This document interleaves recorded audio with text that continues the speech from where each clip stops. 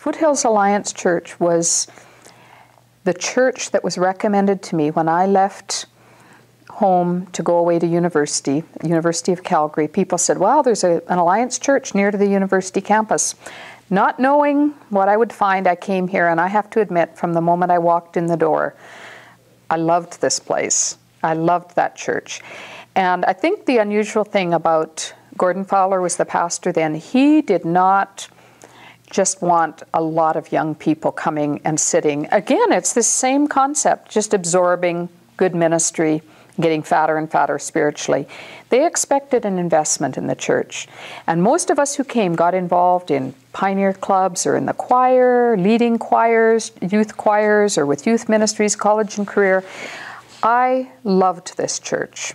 And so for really from about 71 until 78, I was faithfully involved at Foothills Alliance. One day, Gordon Fowler phoned me and said, a group of elders would like to meet with you on Sunday morning.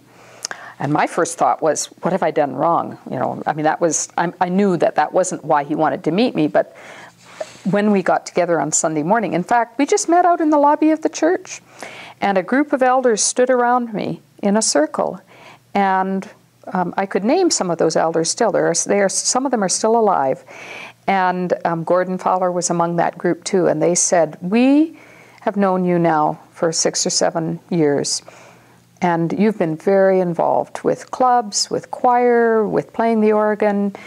We see gifts for ministry in your life. What are you going to do with your life? I was teaching French by that time in the city. Loved what I was doing, loved working with junior high kids, but I knew God had another purpose for my life.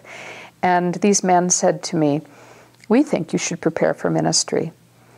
And I remember my first thought was, oh, I just paid off my student loan. I don't want to go into debt again.